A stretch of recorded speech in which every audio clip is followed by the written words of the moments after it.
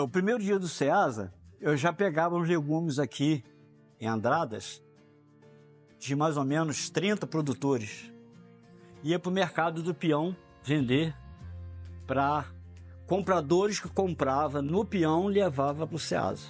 E o Zé Rosa, que já era sócio meu do caminhão, ele chegou para mim e falou assim: ô Milton, por que tu não desce para o Rio com essa carga? Você vai tirar um atravessador do meio, vai vender direto para o consumidor, que é o barraqueiro, que é o mercado, e você ganha um pouquinho mais com isso aí. Foi então que me despertou a atenção. Eu falei, bem, tenho que levar um produto de primeira qualidade.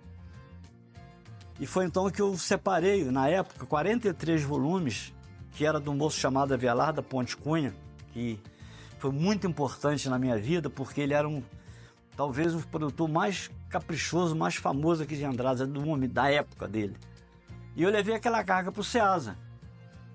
Quando eu cheguei no Ceasa, que eu estou arrumando meus 43 volumes, chegou um moço, que eu nunca vi, nunca tinha no Ceasa. Chegou um moço com uma prancheta debaixo do braço, com uma barba preta, de boa aparência, e falou assim: que carga boa, hein? Eu falei assim: isso aqui a carga não é só boca, não.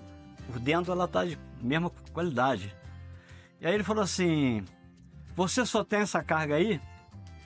Aí, meus amigos que estão nos assistindo, a gente tem que ter um pouco de estratégia na vida. E eu tudo sou grato a Deus, porque eu não estudei. Se eu falo com ele que tinha os 43 volumes, ele não ia comprar comigo, porque eu senti que ele era uma pessoa de estrutura bem grande. Dá para se ver pelo jeito dele. E aí eu falei: não, eu tenho um caminhão descarregando. O caminhão não era meu, era do Zé Rosa, meu sócio. Eu falei: não, eu tenho um caminhão de carga descarregando ali. E ele falou: então vou deixar um pedido com você.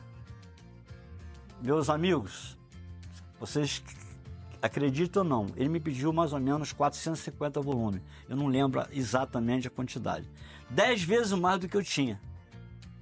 Foi então que eu corri para perto do Zé Rosa. Desculpa a palavra que um pouco me achula, mas o Zé Rosa, naquela época, quando a pessoa dava sorte com negócios, a pessoa falava: fulano nasceu de cu para a lua. E aí, quando cheguei para o Zé Rosa, eu falava: pô, tu nasceu de cu para a lua. Eu tô querendo vender carga para esse cara há mais de 2 anos, não consigo. Você, o primeiro dia, vende um caminhão de carga para ele. Foi então que eu, junto com o falecido Zé Rosa, nós juntamos. E eu falei: bem, já era o sócio do caminhão, vamos juntar também essa parte de sociedade aqui para poder eu ter cacife para atender um cara que pediu 450 volumes. E comecei a atendi aquele moço uns 4 anos, mais ou menos, comprava muito.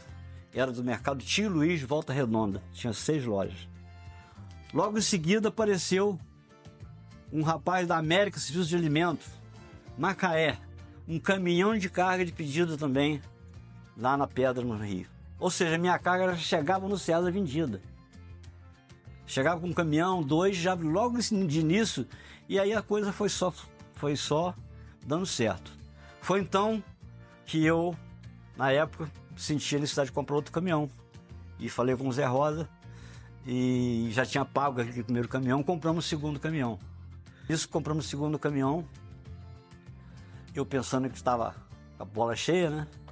Durou 8 dias e me roubaram o caminhão no Ceasa. Naquele momento eu tinha uma dívida de 500 mil reais para pagar e tinha um caminhão velho que valia 150. Eu não fiquei desesperado sem saber o que fazer, porque foi um tombo daqueles que vocês imaginam, eu começando a arrumar uma dívida de 500 mil para pagar, que seria 500 mil reais hoje, não era diferente. E eu tinha 150. Bem, em seguida, o meu ex-patrão chegou na minha casa e falou comigo. As palavras dele: pobrezinho, você não merecia isso, mas o papai está aqui para ver o que você precisa. E me propôs 3 propostas. Uma, pagar a minha dívida do caminhão roubado, 50%, que era a metade do Zé Rosa e metade minha. Ele pagaria a minha dívida do caminhão roubado para me voltar a trabalhar com ele com salário triplicado. E eu falei que não, que eu tinha esperança, que o meu negócio era promissor. Não aceitei. Ele fez a segunda proposta de comprar um caminhão novinho, já tinha tudo, naquela época não era uma pessoa estruturada, ele tinha já tudo programado de comprar um caminhão frigorífico, puxar lagosta da Bahia para ser vendida no Rio, para o Exército e Marinha. Eu aí pensei, caminhão novo, você vai dar uma viagem por semana da Salvador no Rio, o resto nós vamos pescar. Eu nunca pensei de estar passeando, pescando, eu queria trabalhar. O negócio era trabalhar e vencer na vida. Foi então que a terceira, eu falei com ele, também não aceitava. Aí veio com a terceira proposta, falou assim, eu vou passar no banco agora, vou autorizar lá o Jadir e Zé Adalto, todo mundo conheceu, inclusive foi proprietário aqui em Andrade há muitos anos, era gerente de banco de crédito real de Minas Gerais. Eram os dois gerentes. E chegou e falou assim, olha, o Milton de Oliveira Zimbron vai precisar de financiar um caminhão. E eu sou avalista total para ele comprar o caminhão novo que precisava. Mas Deus foi me abrindo minha mente, o falecido Zé Rosa me deu um caminhão que era dele para trabalhar a meia no negócio até eu pagar o caminhão roubado. E eu tive uma estratégia que Deus me deu, porque eu não sou analfabeto, eu estudei pouco. Mas sempre tive muita credibilidade, porque eu sempre disse a uma pessoa, meu sogro me ensinou quando eu pedi a filha dele em casamento, que um homem não é obrigado a tratar, mas é obrigado a cumprir com aquilo que trata. E eu fui nos meus clientes, nos meus parceiros, nem cliente, que era parceiro meu na roça, eu pagava com 30 dias, com 25 dias, pagava as pessoas. Eu fui nos meus parceiros, perguntei se podia antecipar um pouquinho para 40, 45 dias o pagamento, porque eu estava apertado por roubo do caminhão. Todo mundo aceitou de uma boa vontade.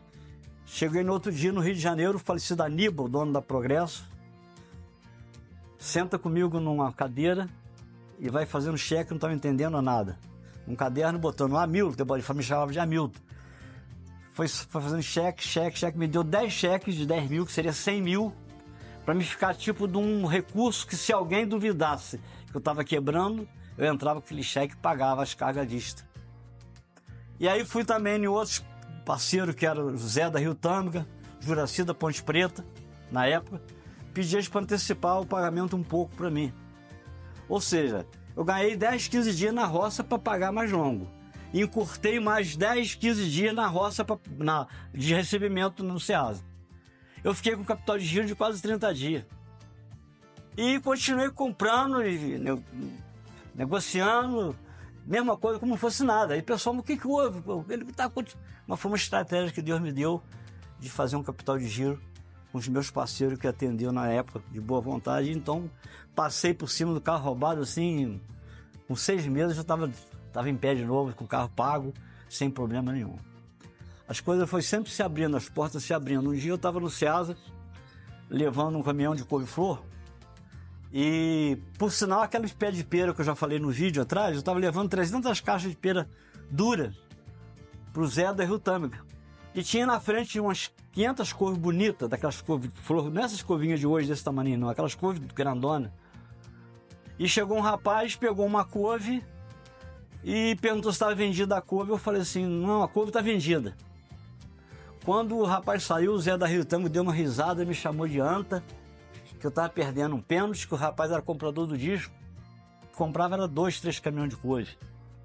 Agora já foi, não tem problema. Gente, acredite ou não, eu saí do Ceasa andando devagar com medo daquela couve cair, fui caminhando, olhando mais para a couve pelo retrovisor, de aqui para frente, atravessou alguém na minha frente, eu tive que frear o carro, e era justamente o rapaz que ia comprar couve-flor. Eu buzinei, chamei ele, pedi desculpa e contei a história. Ele falou, vai lá, arreia a couve no disco. Arreiei umas 500 couves. Quando fui de noite acertar o preço, ele me pagou um preço que eu nem imaginava, assim, uma coisa, o dobro daquilo que eu pensava. E falou assim comigo, quantas couves você tem para amanhã? Para amanhã eu não tenho, mas depois da manhã eu tenho quantas você quiser. Ele falou, traz 2.500 para depois da manhã. De 500 num dia, depois de 2.500. Gente, eu cheguei a vender 3 caminhões de couve por disco para esse rapaz, de 8.000 couves. E aí, aqui nesse galpão que está aqui, não era esse não, que esse aqui está mais bonito.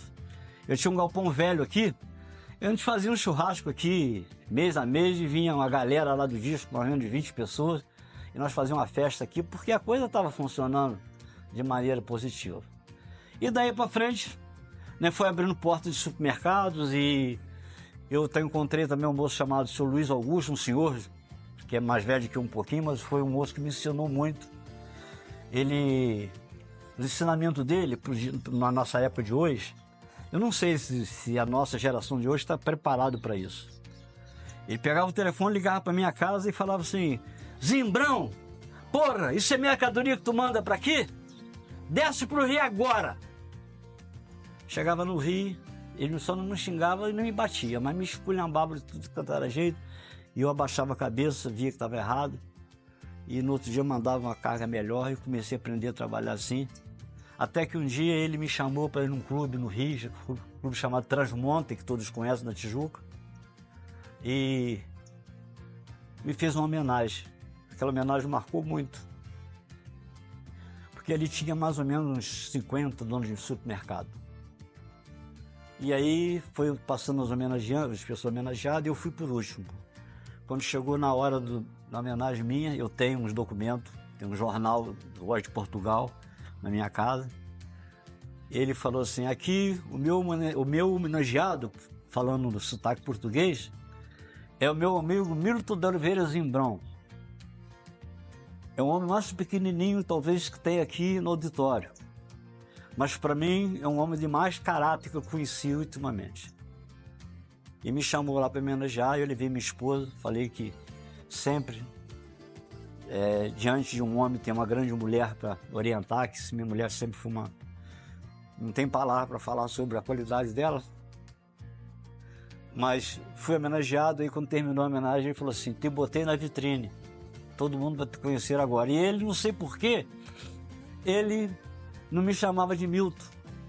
Todo mundo no mercado é Milton Zimbrão, Milton Zimbrão. Ele um dia, Zimbrão, Zimbrão, Zimbrão, pegou o nome Zimbrão.